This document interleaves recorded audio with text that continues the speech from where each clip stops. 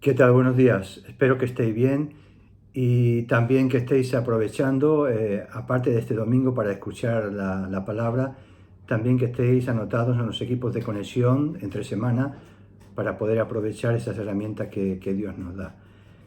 En este día vamos a seguir con la serie de qué nos enseñó el 2020, ¿no? Ese año con tantos problemas y dificultades que aún venimos arrastrando también este año todavía.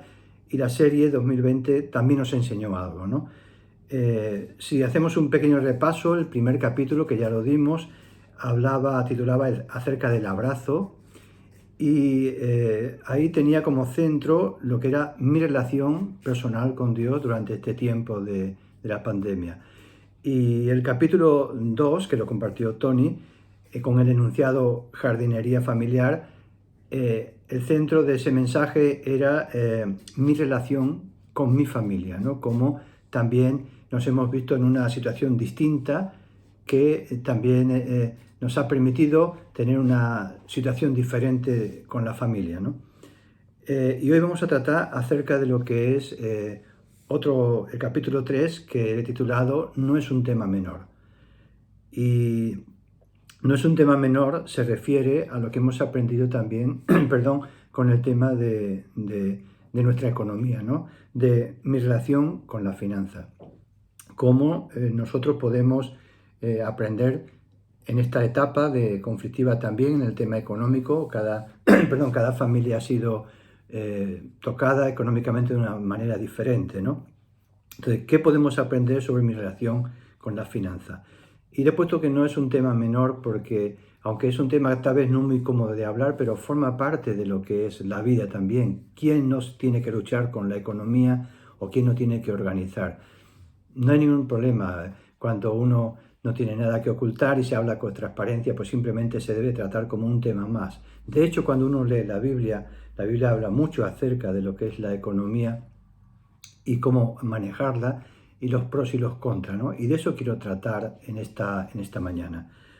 Pero antes de entrar en por qué le he puesto que no es un tema menor, cómo justificar o argumentar esto, quisiera, antes de todo eso, perdón, responder o meditar sobre algunos puntos. Si os dais cuenta, toda la serie esta que llevamos de 2020 nos enseñó, tiene en común un tema principal. Y el tema principal es que las diferentes lecciones, la primera que hablaba de mi relación con Dios, tiene en común que habla de relación. La segunda, que hemos dicho que es mi relación con mi familia, nos habla de relación.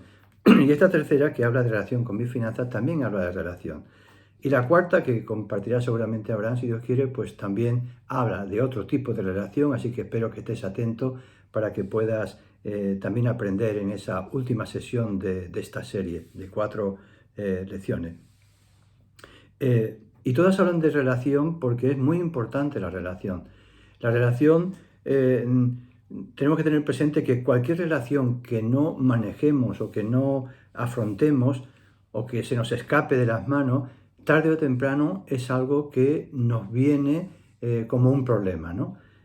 Y, por ejemplo, lo que es el tema del orden, ¿no? De no ordenar algo, pues lo tenemos en casa, ¿no? En casa uno pues, puede dejar un día una cosa desordenada, mañana otra, y no pasa nada. Pero si eso lo hacemos un día, una semana y un mes, no digamos así, pues nos crea un auténtico problema, ¿no? Porque no vamos a encontrar cosas, porque no las hemos guardado en su sitio, no tenemos ropa limpia, porque no hemos puesto la lavadora, etcétera, etcétera, etcétera. Y así podríamos seguir. Pero tampoco quiero, cuando hablo de mm, ordenar nuestra relación con las diferentes cosas, no me refiero solamente a aquello que podemos nosotros hacer, que podemos colocar, que podemos ordenar. Me refiero también a aquellas cosas que no podemos cambiar, porque hay cosas en nuestra vida que no podemos cambiar. Es como si tú te encuentras en tu casa cuando llega y de pronto tienes ahí pues lo de siempre, ¿no? Tienes una columna en medio de la casa y eso no lo puedes cambiar, ¿no? Porque forma parte de la estructura. Lo tenemos en la iglesia, en el local, una columna en el medio prácticamente, ¿no? Entonces, también tenemos que saber manejar aquellas cosas que no podemos cambiar y no estar continuamente, pues eso, contrariado y que nos esté afectando, ¿no? Entonces, voy a poner 3 ejemplos. Digamos que cómo yo manejo mis relaciones afectivas, ¿no? Un ejemplo, con mi familia, con las personas más allegadas, ¿no? Y es cierto que uno no elige a los padres, tampoco elige a los hermanos, y en fin, pero lo que sí es cierto es que uno sí decide cómo relacionarse con ellos, ¿no? Y esa, digamos, que sería el reto de esa relación que tenemos que mejorar o que tenemos que identificar, ¿no? Otro ejemplo sería mi relación en el trabajo, ¿no? La mayoría de nosotros no podemos decidir, ¿no? A lo mejor el trabajo que queremos o el sueldo que nos van a pagar. Ni siquiera tampoco decidimos con qué compañero vamos a estar en el trabajo. Ya están allí, ¿no? No le vamos a echar porque llegamos nosotros. Entonces, pero lo que sí podemos hacer es decidir cómo nos relacionamos con ello, con el trabajo y con el entorno, ¿no? Podemos decidir si somos responsables, si somos puntuales, si somos honestos, etcétera, etcétera. Y esa es la tarea, ¿no? Y otro ejemplo más para que sepamos de lo que intento explicar es tu vida personal. También nuestra vida personal tiene que estar ordenada, ¿no? En la mayor medida, ¿no? Uno no elige cuándo nace, ni en la época que nace, ni en el momento, si nace en la pandemia o nace en tiempo de abundancia, eh, ni tampoco elige cuándo se muere. Pero lo que sí es cierto es que cada uno decide cómo administramos esas realidades que hay en nuestra vida, ¿no? Y ese es el reto en esa relación con estas cosas fundamentales, ¿no? Es cierto que si tú no lo ordenas, al final es como tener ahí una cosa pendiente, ¿no? Si tú, por ejemplo, vives con miedo a la muerte, tienes el problema de que no vas a poder disfrutar la mayor parte de tu vida. Pero si por otro lado tú ignoras que eso es una realidad, lo que va a suceder es que de alguna manera estás aplazando un problema que no estás afrontando, ¿no? Y en ese sentido, como cristiano, bueno, si repasas el capítulo 1, que hablamos de nuestra relación con Dios, ahí tratamos, ¿no? Acerca de cómo uno puede sentir esa tranquilidad y esa paz de tener esa relación con Dios, ¿no? Y no tener ese miedo a la muerte, porque sabemos que en Cristo tenemos, en Dios tenemos esa paz y esa tranquilidad, ¿no? Ahora quiero volver a esa pregunta, ¿no? ¿Por qué mi relación con la finanza no es un tema menor? Y ahí quiero ya ir a la Biblia. Si uno lee en la carta de Pablo a Timoteo, 1 de Timoteo capítulo 6, dice así, 1 de Timoteo capítulo 6, versículos 9 y 10, dice así Pablo a Timoteo, porque los que quieren enriquecerse caen en tentación y lazo, y en muchas codicias necias y dañosas, que hunden a los hombres en destrucción y perdición, porque raíz de todos los males es el amor al dinero, el cual codiciando algunos se extraviaron de la fe y fueron traspasados de muchos dolores. Aquí lo que está diciendo que la raíz de todos los males es el amor al dinero. No habla de una cosa pequeña, habla de la raíz de todos los males. Evidentemente eso lo podemos entrar a analizar y veremos que tiene razón, ¿no? El dinero, en definitiva, no deja de ser un utensilio, ¿no? Un utensilio que aparece en una etapa de la historia para intercambiar cosas, ¿no? No tener que llevar directamente un cesto de fruta o un animal, sino que lo hacemos con dinero, ¿no?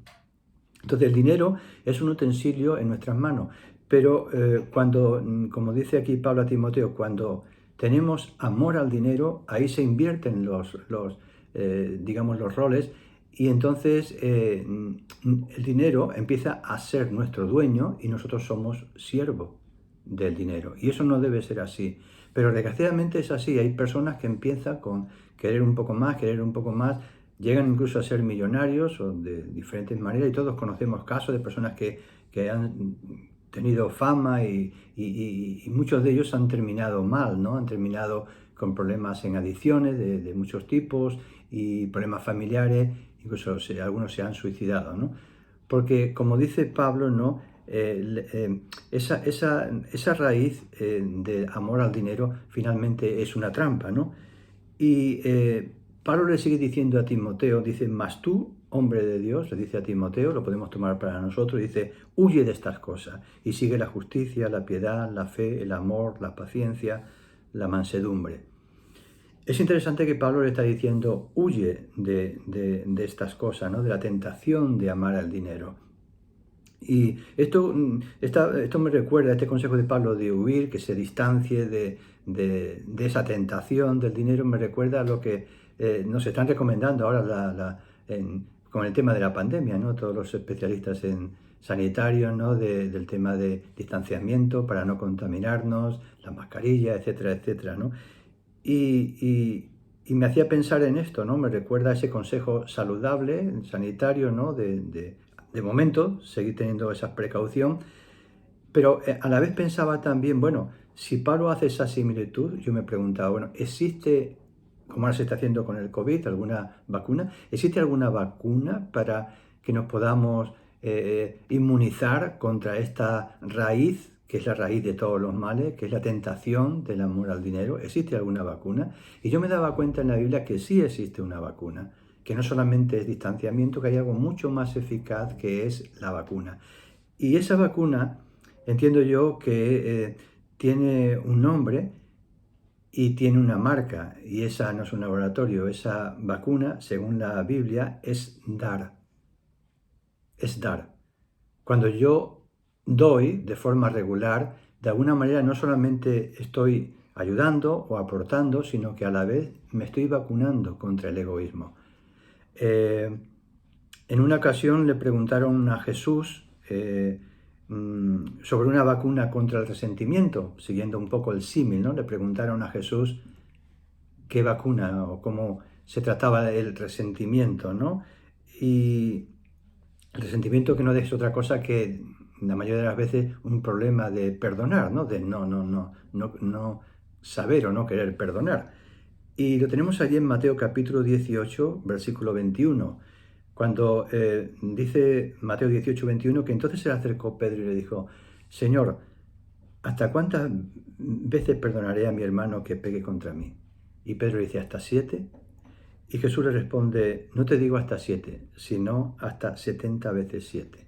70 veces 7, si lo multiplicas, son 490 veces. Evidentemente no está poniendo Jesús un número. Jesús lo que hace es que coge la cifra que le dice Pedro y dice hasta 7, y Jesús, perdón, le dice hasta 70 veces 7. De alguna manera no está marcando Jesús una cantidad, lo que está diciendo es que ilimitadamente, ¿no? Siempre que también la otra persona reconozca, ¿no? Pero bueno, eh, mm, la vacuna contra el resentimiento es aprender a perdonar. Y no una vez, ni dos, ni 7, ni 70, sino 70 veces 7, dice Jesús, ¿no? Ahora, de esa misma manera, la vacuna contra el apego al dinero de dar me llevaba también a esta pregunta, ¿cuántas dosis de dar tengo que tener para que esa vacuna sea efectiva en mí? Y me daba cuenta que, no voy a decir 70 veces 7, pero que de alguna manera esa vacuna de dar tenemos que tomarla cada día eh, y estaremos inmunizados, pensaba yo, ¿no? Hasta que se convierta en hábito. Cuando una persona da esporádicamente, cuando se siente muy generosa o cuando muy emocionalmente lo siente, ahora hablo aquí también de la iglesia, de las ofrendas, hablaremos de todo esto también, ¿verdad? Que es una manera también que Dios utiliza para probar y para proveer también en el ámbito de la iglesia, ¿no?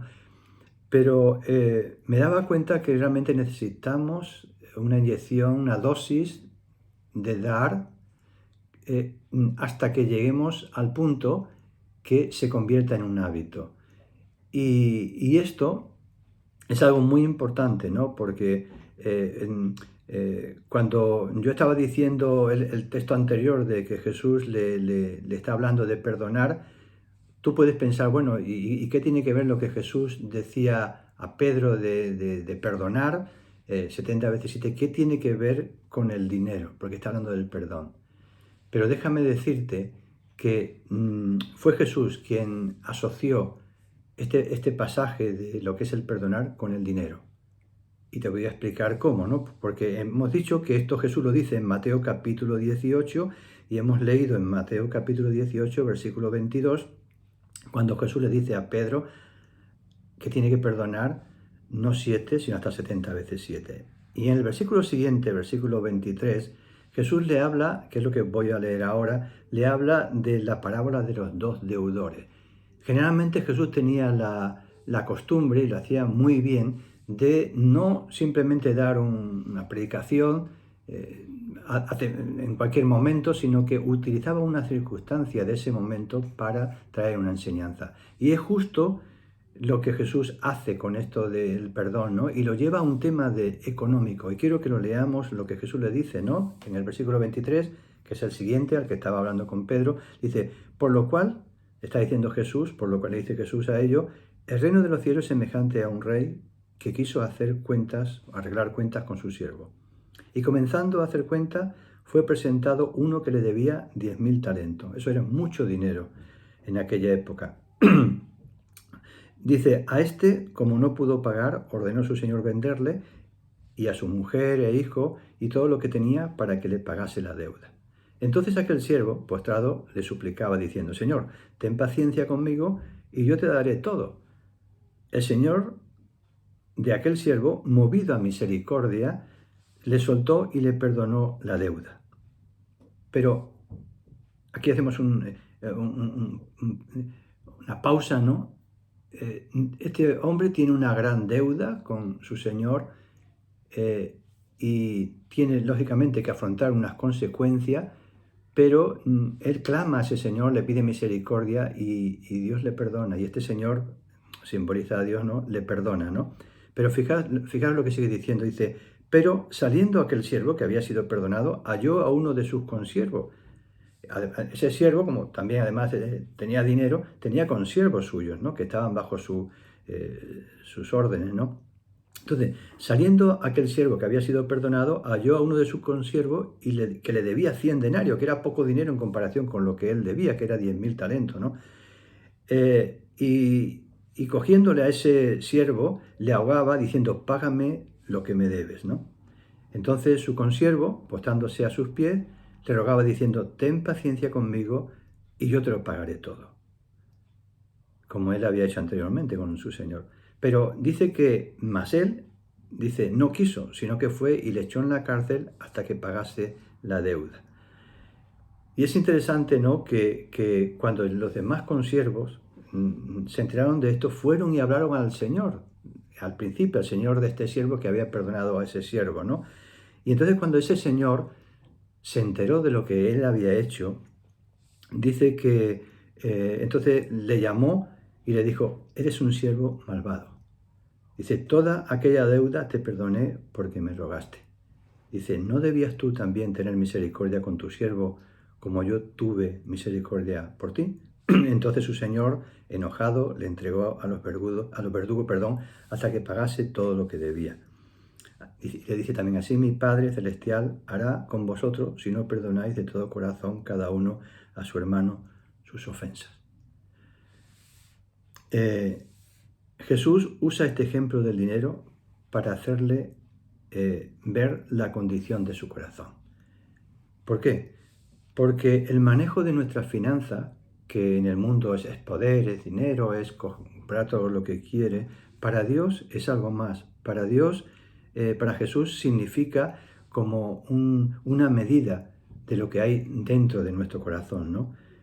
Y este texto, de alguna manera, a veces leyendo casi me avergüenza, ¿no? Porque cuando pienso en esta parábola, ¿no? Y yo pienso en mis ofrendas, en mis diezmos en la iglesia, ¿no? Pues que doy parte, lógicamente, de lo que yo recibo, ¿no?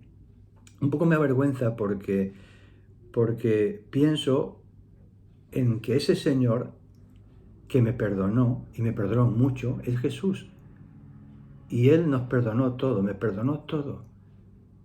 Y yo a veces, ¿verdad?, de todo lo que Él nos da, somos como ese otro consiervo, ¿no? Que queremos ahí retener todo, ¿no? Y no nos damos cuenta que el mensaje que estamos enviando a Jesús, a Dios, que es lo importante, es que para nosotros el dinero tiene algo de gancho, tiene algo de amo en nuestras vidas. Se nos pega a la hora de darle a Dios lo que le corresponde a Dios, ¿no? Y Es interesante que cuando uno piensa en esto, a veces uno puede pensar, bueno, claro, era Jesús, es que era Jesús, era Dios hecho hombre y Él dio todo, ¿verdad? Pero nosotros no somos esto, ¿no? Entonces ese argumento que a veces podemos esgrimir también se cae. Y se cae cuando uno lee un texto como el que tenemos en Marcos capítulo 12. En Marcos capítulo 12 leemos también, esto ya no es una parábola, es algo que sucedió y que Jesús lo presenció, ¿no? Lo leemos. Dice Marcos capítulo 12, dice que, versículo 41, dice que estando Jesús sentado delante del arca de la ofrenda, miraba cómo el pueblo echaba dinero en el arca, y muchos ricos echaban mucho, y vino una viuda pobre y le echó 2 blancas, o sea, un cuadrante, una moneda pequeña. Entonces llamando él a los discípulos le dijo, de cierto os digo que esta viuda pobre echó más que todos los que han echado en el arca. Porque todos han echado de lo que les sobra, pero esta de su pobreza echó todo lo que tenía, todo su sustento. Este pasaje desmonta esa excusa, ¿no? Porque esta mujer no era Jesús, no era una mujer, no era un ángel, era una mujer con sus problemas, una mujer además viuda, no tendría seguramente una situación muy alegre económicamente. Y dice la Biblia que lo dio todo, ¿no? Y, y esto me hace pensar sobre lo que es la opinión de Cristo sobre el dinero, ¿no? A veces podemos pensar la iglesia, lo que la gente hace, pero ¿qué opina Jesús sobre el dinero, ¿no? Y yo me fijaba en esto, ¿no? Me fijaba en este texto que dice que Jesús no es que pasó por allí y vio cómo echaban ofrenda. Si uno analiza el texto, dice exactamente que Jesús no estaba pasando por ahí, sino se sentó delante de las ofrendas allí en el templo, un lugar específico y allí sentado. Y él dice que estaba sentado y él estaba observando cómo la gente echaba esas ofrendas, ¿no? Y, y al hacerlo, de alguna manera, Jesús reconoce que es un tema para detenerse, que es un tema para pararse, que es un tema que no es para pasar de largo, ¿no? Que es un tema que tiene, que él reconoce y que además le asigna un valor, le da un valor al tema de la ofrenda, ¿no? Cuando pensamos a veces el dinero en las ofrendas en la iglesia, ¿no? Podemos pensar que a lo mejor simplemente la ofrenda es un trámite religioso, ¿no? Bueno, pues sin más, y no tiene importancia, sin relevancia espiritual. Tal vez porque se ha abusado mucho acerca de en nombre de Dios, abusar con el dinero y todo esto. Son prejuicios. Los prejuicios no son buenos. No quiere decir que no haya razón para tener prejuicios, pero no son buenos. Uno tiene que siempre quitarse los prejuicios y quedarse con la verdad. Y si ha habido algo malo, dejar lo malo, pero quedarse con lo bueno. Entonces, a lo mejor otros pueden pensar que lo importante en la iglesia es el tiempo que dedicamos a la predicación o que dedicamos a la alabanza o a la escuela dominical. Podemos pensar esto, algunos de nosotros, ¿no? Pero todos sabemos que el templo no se sustenta solo con oraciones. La oración es muy importante. No se sustenta solo con predicaciones, que es importante. Ni siquiera son los ángeles los que pagan la factura de las sillas que usamos, del local, la hipoteca de los locales que tenemos, de la luz que pagamos, incluso en la pandemia se sigue pagando luz, aunque no lo usemos por el tema de la prevención, se sigue pagando todo eso, se sigue pagando incluso recibo del agua, sin que usemos apenas agua, ¿no? ¿Quién sustenta todo eso? Lo sustenta la propia iglesia con sus ofrendas, se sustenta con las ofrendas, ¿no? Y este pasaje de la Biblia se repite 2 veces en esto, se repite en Marcos 12 y Lucas 11 y queda constancia de que a Jesús se para y se detiene, porque para él sí es importante las ofrendas. Y en este texto yo veo 3 cosas que Jesús hizo. La primera dice que se sentó en el arca de la ofrenda, allí, al lado del arca de la ofrenda. Y yo me pensaba, digo, ¿te imaginas a Jesús que llegue a la iglesia cuando estamos recogiendo la ofrenda? No cuando predicamos o cuando oramos o alabamos, que sería, bueno, pues mira, hemos atraído la atención de Dios, de Jesús. No, llega cuando estamos recogiendo la ofrenda. Un momento que a veces uno está mirando para allá, otro a lo mejor mirando para otro lado.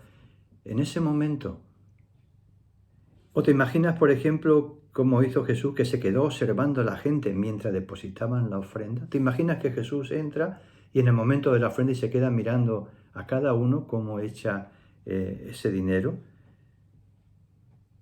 Y viendo el corazón de cada uno, como a lo mejor estás buscando la moneda que tienes ahí para no echar un billete o cosas así, que una vez me ha pasado, ¿no?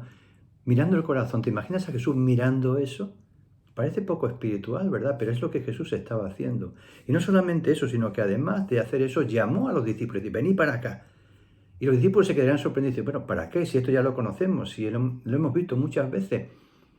No es nada extraordinario. Un extraordinario es que tú resucites a un muerto, como lo hemos visto, o que tú hagas un milagro de multiplicar los panes y los peces. Pero esto no es nada extraordinario. Y Jesús dice, venid para acá, os quiero enseñar algo, ¿no? Y, y entonces Él le llama, ¿no? Y les explica la importancia de aquello, ¿no? Y les explica que no es tanto la cantidad que Dios mira, a través de la ofrenda Dios mira el corazón. Y es lo que hace. Es cierto que Dios usa la ofrenda y es necesaria para cubrir los gastos de la iglesia, pero no olvidemos que es una medida que Dios usa para medir nuestro compromiso también y nuestro amor a Dios. Tal vez para ellos los apóstoles no era algo tan importante, pero sí lo era para Jesús. Y tengo una anécdota, ¿no?, que me viene a la cabeza de una película que me gustan los westerns, y una película clásica que se llama Los Siete Magníficos.